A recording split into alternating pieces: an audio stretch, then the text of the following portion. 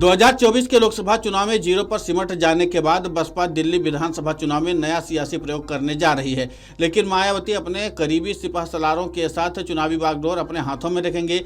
दिल्ली की सत्ता पर भले ही बीएसपी कभी काबिज न हुई हो, लेकिन उसकी धमक शुरू से ही रही है।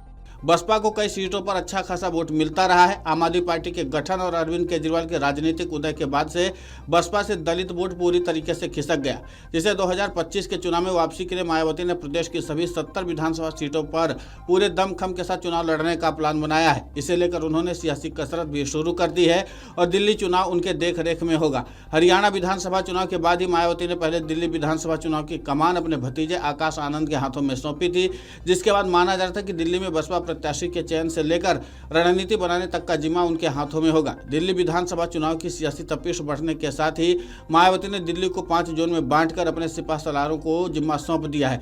बसपा ने सुदेश आर्या, सीपी मनसा, धर्मवीर अशोक, रणधीर बेनीवाल और सुजीत सम्राट जैसे नेताओं को जिम्मेदारी सौंपी है।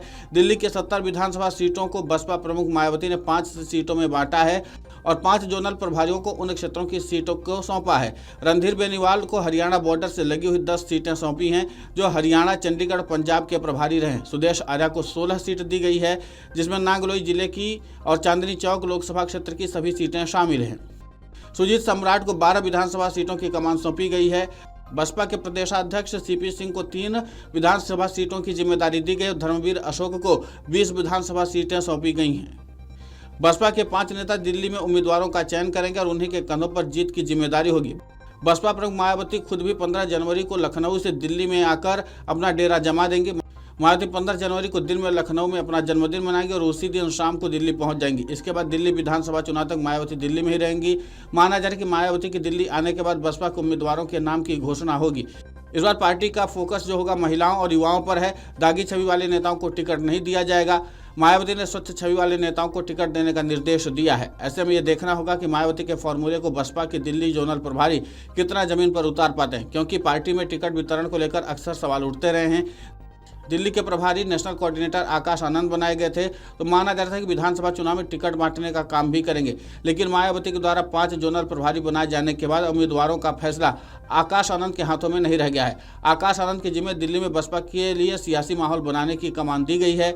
बसपा सुप्रीमो के निर्देश पर आकाश आनंद दिल्ली में लगातार जनसभाओं को संबोधित कर बसपा के लिए सिर्फ माहौल बनाएंगे।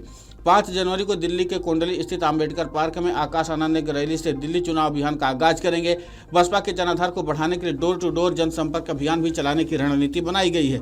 दिल्ली में दलित बस्तियों और कॉलोनियों में पार्टी पदाधिकारी और कार्यकर्ता घर घर जाकर बसपा की नीतियों के बारे में बताएंगे। संविधान और आरक्षण को लेकर कांग्रेस और बीजेपी की राजनीति से जनता को अवगत कराने के निर्देश मायावती ने दिए हैं।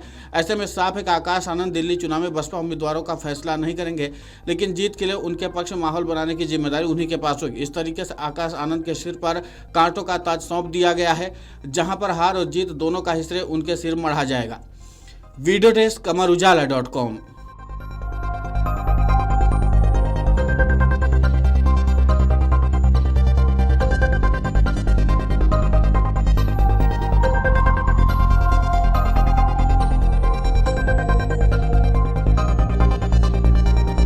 अमर उजाला जीवांजलि के सारथी की मदद लें और महाकुंभ में स्नान जरूर करें।